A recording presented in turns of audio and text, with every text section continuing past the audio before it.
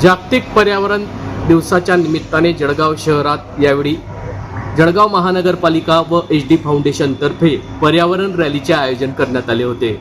यावेळी खासदार स्मिता वाघ, महापौर दीपमाला काळे, महानगरपालिकेचे आयुक्त ज्ञानेश्वर डेरे, HD फाउंडेशनचे अध्यक्ष सुहास दुसाने यांच्यासह पदाधिकाऱ्यांची यावेळी उपस्थिती होती। शेकडो पर्यावरण प्रेमींनी या रॅलीमध्ये सहभाग घेतला असून जळगाव शहरातील शिवतीर्थ मैदानावरून वृक्षारोपण करून आणि पर्यावरण रक्षणाची शपथ घेऊन या रॅलीला सुरुवात करण्यात आली। महानगरपालिकासह पर्यावरण रक्षणासाठी काम करणाऱ्या विविध सामाजिक संस्था, पदाधिकारी यांचा यामध्ये सहभाग होता।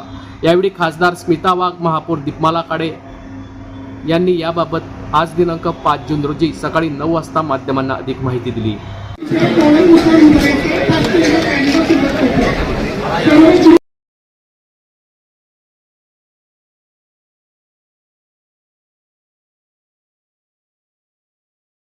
ताई, खरं म्हणजे पर्यावरण रक्षण हे फक्त जबाबदारीच नाही तर आज काळाची गरज निर्माण झालेली आहे आणि आज म्हणजे हजारो लोकांनी हे सिद्ध केलेलं आहे की पर्यावरण रक्षणासाठी आपण सगळे सज्ज पण आहोत आणि आपली जबाबदारी पण आहे।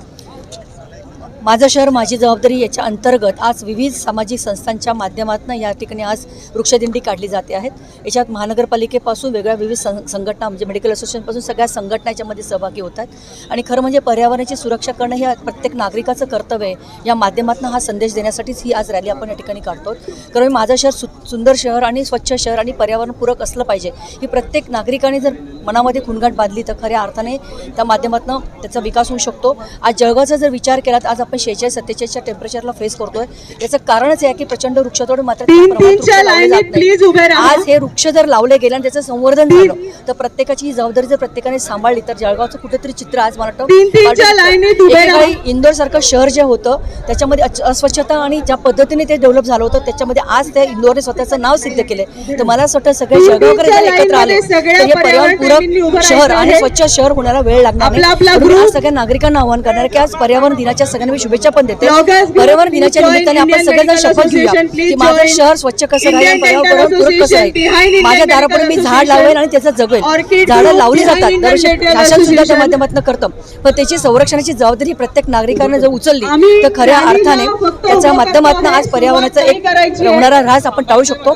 मला असं वाटतं या निमित्ताने सगळ्यांना खूप शुभेच्छा व्यक्त करते, सगळ्यांना आवाहन करते की आपण सगळेजण याच्यात सहभागी व्हावं। एक प्रशासन म्हणून आपली पण एक जबाबदारी की वृक्षतोड खूप मोठ्या प्रमाणावर होते आणि जळगावचं तापमान सरासरी 45 पर्यंत पोहोचलेलं आहे। आपण काय प्रयत्न करू शकतो? नक्की आज सर्वात प्रथम पर्यावरण दिवसाच्या सर्वांना जळगावकरांना सर्वांना खूप खूप शुभेच्छा मी देते आणि आज खूप छान एक उपक्रम इथे माझं शहर माझी जबाबदारी आणि जळगाव शहरातील विविध संस्था आणि जळगाव शहरातील नागरिक यांनी सर्वांनी आज एकत्र येऊन आपण ही दिंडी पर्यावरण दिंडी काढत आहोत आणि मला म्हणजे छान वाटते की जळगावकर आता रेडी झालेले आहेत आणि त्यांना माहिती आहे की आपण अगर पुढे आलो आणि जळगावच्या विकासासाठी किंवा जळगावला स्वच्छता आणि स्वच्छ बनवायचं असेल आणि हिरवगार बनवायचं असेल तर आपल्या सर्वांचा पुढाकार हा आपल्याला हवा आहे। आता तुम्ही बघत असाल छोट्यांपासून तर वयस्करपर्यंत सर्व ह्या दिंडीमध्ये सामील झालेले आहे आणि नक्की आता जे वृक्षतोडचं तुम्ही प्रश्न केलेला आहे, वृक्षतोड ही नेहमी होत असते पण प्रशासन म्हणून आम्ही आमचं हेच लक्ष राहील की वृक्षतोड ही कमीत कमी व्हावी आणि म्हणजे होऊच नाही, कशी आम्ही ते थांबवू शकू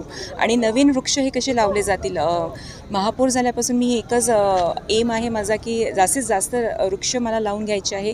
1 लाखाचं वृक्ष वरती लावण्याचा माझा गोल आहे, पण फक्त वृक्ष लावणे नाही पण त्याचं संगोपन करणे म्हणजे त्याला जगवणे ही मोठी जबाबदारी आहे आणि मला खात्री आहे आज ही संख्या पाहता की जळगावकर नक्की माझ्या आव्हानाला माझ्यासोबत राहतील, महापालिकासोबत राहतील आणि वृक्ष हे जास्तीत जास्त संख्येने इथे वाढवतील।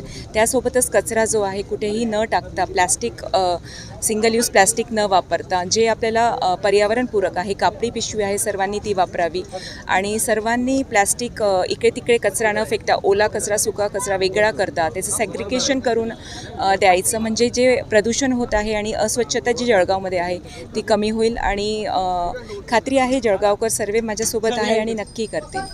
आपण जळगाव शहराचा विचार केला तर सगळीकडे रस्ते काँक्रिटीकरण झालंय, झाडं लावायला लोकांना जागाच नाही, आपण एकीकडे म्हणतोय झाडं लावायची कशी लोकांनी झाडं नाही, नक्की तुम्ही तो म्हटला आहे तो मुद्दा तोही नक्कीच योग्य आहे की कॉन्क्रिटीकरण हे जास्त झालेलं आहे, पण आपण त्यातही मार्ग काढून जिथे आपण हे करू शकतो तिथे लावूया.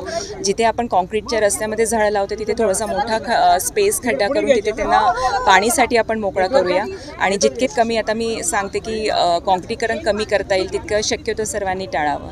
अजून कॉन्क्रिटीकरणाचा दुसरा एक तोटा पाहायला मिळतो आपल्याला. कॉन्क्रिटीकरणाला विरोध कोणाचाच नाही, विकास आहे शहराचा, त्याच्याबद्दल दुमत नाही. जे काही पावसाचं पाणी जिरणारं आहे ते पूर्ण आता यावर्षी जिरणार नाही अशी परिस्थिती आहे. त्यासाठी काय नक्की हो, तेच आहे की जे पाणी आहे ते जमिनीमध्ये कॉन्क्रिटीकडेमुळे जिरत नाही. त्यामुळे माझं एक आमचं एक हे चालू आहे की प्रशासनातर्फे आपण जेव्हा कंप्लिशन देतो घराला किंवा काही ओपन स्पेस असेल तिथे रेन वॉटर हार्वेस्टिंग आपण करू शकतो का. काही आता आपले जळगावची क्रीडाई ग्रुप आहे, त्यांनी प्रत्येक ओपन स्पेसवर रेन वॉटर हार्वेस्टिंगसाठी एक नवीन प्रोजेक्ट काढलेला आहे. तर तो मला सर्वीकडे प्रत्येक ओपन स्पेसमध्ये इंट्रोड्यूस आपल्याला महापालिका म्हणून कसं करता येईल आणि प्रत्येक घराला कंपल्सरी कसं करता येईल की रेन वॉटर हार्वेस्टिंग हे त्यांनी करावं. कारण की काळाची गरज आहे, पुढे पाणी आपल्याला वाचवायचं असेल, जिरवायचं असेल तर ही स्टेप आपल्याला घ्यावी लागेल. त्यामुळे एक आमचं सर्वांचं एक हे राहील की प्रत्येकाने रेन वॉटर हार्वेस्टिंगचा प्रोजेक्ट आपल्या घरावर करावा आणि ओपन स्पेसमध्ये असेल तिथेही नक्की करावा.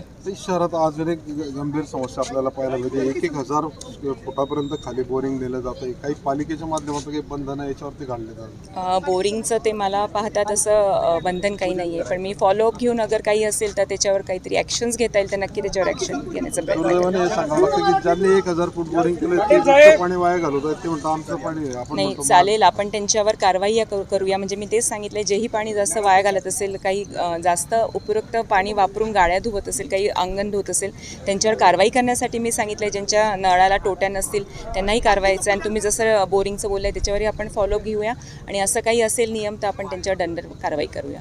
थँक्यू.